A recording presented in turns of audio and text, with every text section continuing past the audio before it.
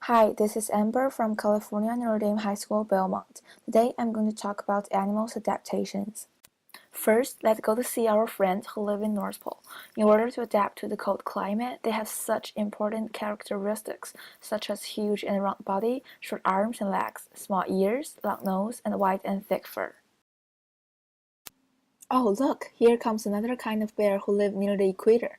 Because of the warm and humid weather, compared to the polar bears, they have small, slim bodies, long, linear limbs, and dark-colored fur. In 1847, based off these observations, German biologist Carl Bergmann created a statement which people now call Bergmann's rule. This rule describes how animals with small body size always exist in the warm climate, and animals with larger body size always exist in the cold area. What's interesting about Bergmann's rule is that Bergmann's rule only applied on warm-blooded mammals, which means this, and this are all not applied to Bergmann's rule. Also, Bergmann's rule is only applied on the same species, which means you cannot compare a puppy with a bunny or a deer. Although they're so cute, does not work. The principle of Bergmann's rule is not complicated at all. First, we need to know that if animals have a big body size, they will have small surface area, which helps them maintain a warm body temperature. Because the smaller amount of their body is connected with air, the less amount of heat is being absorbed. I know now it sounds like making nonsense at all, but after my explanation, everything will be so clear.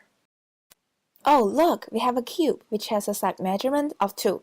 Its volume is 8 units cubed, and its surface area is 24 units squared. When we double the side, we got 64 for the volume, which is 8 times larger. However, we got 96 for the surface area, which is only 4 times of the original. Now we know that when animals have larger body, they have smaller surface area than they're supposed to do. What will happen if we rearrange those cubes like this? It looks like they have same volume, but 112 for the surface area, which is 1.75 times the volume. If we calculate the ratio of the surface area over volume, we will get 1.5 for the round cube and 1.75 for the linear one, which lead us to a conclusion. If two animals have same volume, round body have smaller surface area than the linear body. Therefore, in 1877, the American biologist Joel Allen came up with a conclusion which now called Allen's rule. Allen's rule is basically talking about the impact of animals' limb length. Joel Allen found out that individuals in population in the same species who live in the warmer places tend to have longer lives than animals who live in the colder places. For example, let's take a look on a beautiful animal, wolf. These two are Mexican gray wolf and Florida red wolf. Their habitats near the equator and they tend to have thin and linear limbs. These two are all Arctic wolves who live near the North Pole. Again, because the smaller amount of their body is connected with air, the less amount of heat is being absorbed. They usually have short legs.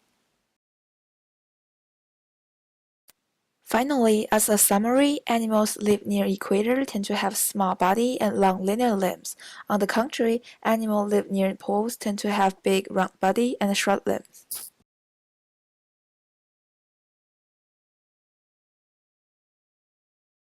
Created using Powtoon.